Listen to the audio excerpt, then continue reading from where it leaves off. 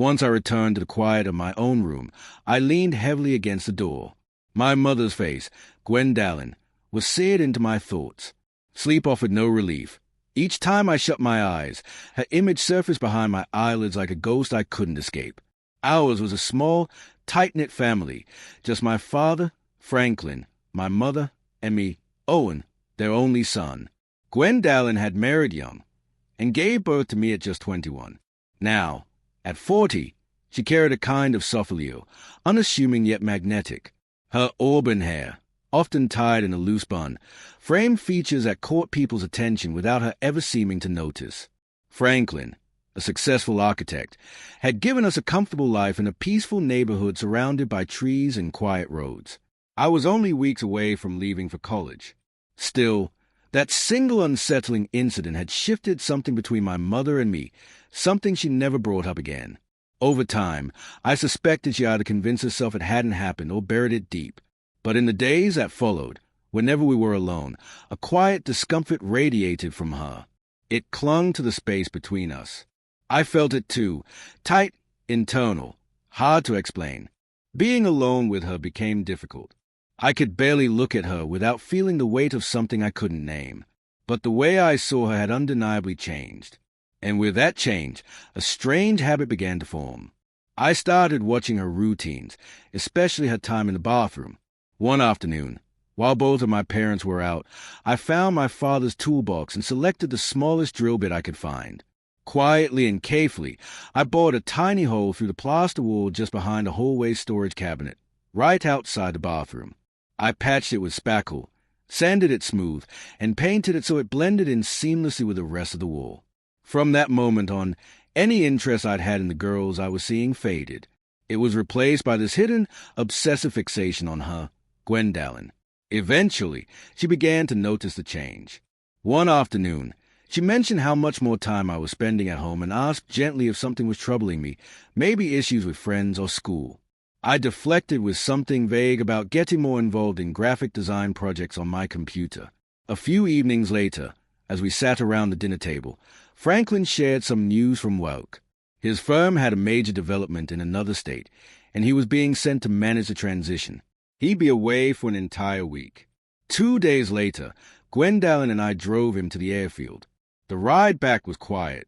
At one point, she glanced at me and said softly, "You'll be gone soon, too, won't you?"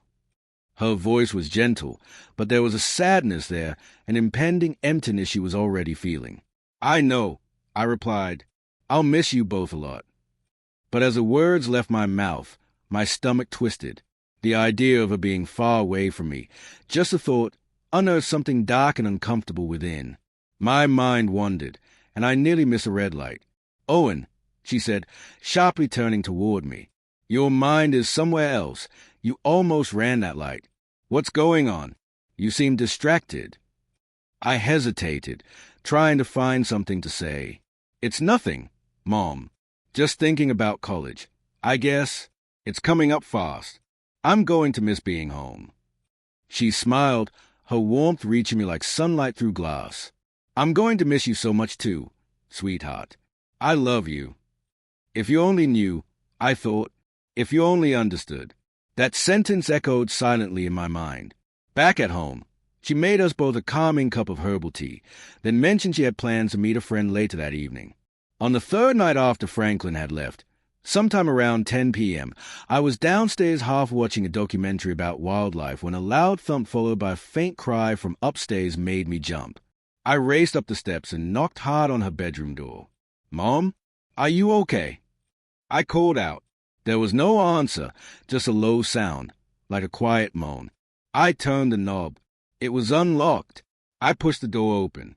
She was on the floor near the dresser, tangled up with a fallen bedside table. Her expression was strained, her skin pale. "I tripped on the table leg," she said softly, trying to smile. "How silly of me." I rushed to her side and knelt down. "Let me help you up." No, she said, waving me off gently. "Just give me a moment. My ankle's sore." "I'll get the pain cream," I said quickly. "Just stay right there, Mom." I headed to the hallway closet where was stored first aid supplies and grabbed the menthol ointment. "Let me help you get onto the bed," I said softly. "You'll be more comfortable lying down." Years of running track had kept me in good shape, so lifting her wasn't difficult. I carefully cradled her in my arms and eased her onto the mattress. As she settled back, a quiet sigh escaped her lips, her eyes fluttering shut. Then came her voice, low and barely audible, cutting through the fog in my head. "Owen, what are you doing?" And in that moment, I knew with a terrifying clarity that I had crossed a line I couldn't uncross. I felt no instinct to retreat. Even if I'd wanted to, really, truly wanted to, there was no path backward. I was already on the verge of something I couldn't take back. I looked down at her, frozen in the thick silence between us. Seconds passed, maybe minutes, impossible to tell. Then we moved beyond the threshold that would change everything. I stepped away, quietly pulling the door closed behind me, and stumbled back to my room. Dropping into my desk chair, I felt both drained and jittery, mentally wrecked, physically restless. I stood up again, pacing in circles, unsure what to do next. Eventually, I stripped off my clothes and stepped into a blistering hot shower, scrubbing at my skin like I could erase something. Afterward, I got dressed without thinking and left the house, walking quickly through the darkness. The quiet streets felt unfamiliar under the streetlights, and I didn't stop moving until I found myself on a worn wooden bench in a nearby park. A dim streetlight flickered overhead. What the hell did I just do? Would Gwendolyn call the police? Had she already? Was my father going to find out? Would I be arrested? The questions circled in my head like vultures, picking at me relentlessly. I kept walking until my legs gave out. At some point, I slumped onto the damp grass beside a small playground. The next thing I knew, someone was shaking my shoulder. Blinking, I saw a uniformed figure standing over me. "Owen, what are you doing out here?" the man asked. My mind felt slow, tangled. I looked around, confused by the dew-soaked grass beneath me and the nearby swing set. Nothing," I muttered. It was Officer Davis, a local cop who knew most of the neighborhood families. "Have you been drinking, son?" he asked. His voice was firm but not unkind. "It's almost 2 a.m. Come on, I'll take you home." I didn't argue. I let him pull me to my feet and guide me to the cruiser. "I didn't peg you as a drinker," he said as we drove. "Look, if you can promise me this was just a one-time thing, I won't bring your parents into it." "I promise," I said dully, my voice lifeless. When we reached the house, he pulled up to the curb and gave my shoulder a quick pat before driving off. I stood there in the driveway for a long moment, staring at the porch light glowing faintly. A softer light was on upstairs, Gwendolyn's room. There was nowhere else to go. With a leaden feeling in my stomach, I walked to the front door. It wasn't locked. I slipped inside, switching off the porch light as I passed. At the top of the stairs, just as I was heading toward my room, her door opened. Gwendolyn stepped out into the hallway. Time seemed to hold its breath. Her eyes were swollen and red, evidence of tears. Her auburn hair was pulled back tightly in a simple braid. She looked fragile, wounded in a way that cut deeper than any words could. I didn't have to ask to know she'd taken a long shower, probably trying to wash away the memory of what had happened. "Owen, where did you go?" she asked, her voice raw and trembling. "I was so scared." She looked at me like she was still trying to understand the person in front of her. "I called Officer Davis," she continued. "Told him we had a fight, that maybe you went out to cool off or have a drink." I stared at the floorboards, hands trembling, my body locked in place. Something in me snapped. I dropped to my knees in front of her, the words ripping from me. "Please, Gwendolyn, I'm sorry. I'm so sorry. Please forgive me." She stepped back, just a few inches, but the movement felt like a chasm opening between us. She didn't say anything. She turned silently and walked back into her room, closing the door behind her. A second later, the light under her door went dark. Left alone in the shadowed hallway, I stood up slowly and returned to my room. There would be no sleep that night. I twisted beneath the sheets, tormented by the night's events, silently pleading for dawn to never arrive. When I finally stirred, it was to the relentless hammering of rain against the glass. The memories of what had happened loomed vivid and unshakable. As I stood under the shower spray, Flashes of the previous night invaded my mind, and for a fleeting, sickening moment, I swore I could still catch the faint trace of a perfume clinging to my skin. Breakfast felt like an insurmountable task. My stomach churned with dread, each imagined outcome worse than the last. Yet beneath the storm of guilt, a quiet certainty took root. She wouldn't expose us. Her reputation, her standing in our small, watchful town, would seal her silence, even though the blame rested entirely on me. The more I dwelled on it, the more my tangled, forbidden emotion for her coiled tighter instead of unraveling. A gentle rap at the door snapped me from my thoughts. I opened it to find Gwendolyn standing there, her gaze fixed on the floor. "Lunch is ready," she murmured, then turned and retreated downstairs without another word. By the time I entered the dining room, she was already seated. I took the chair across from her, the air between us thick and suffocating.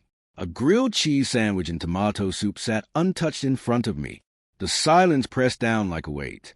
I stole glances at her, but she kept her eyes locked on her plate, her posture rigid. The quiet became unbearable. "Please," I burst out, shoving my plate aside. "Talk to me, Gwendolyn." She didn't move, didn't speak.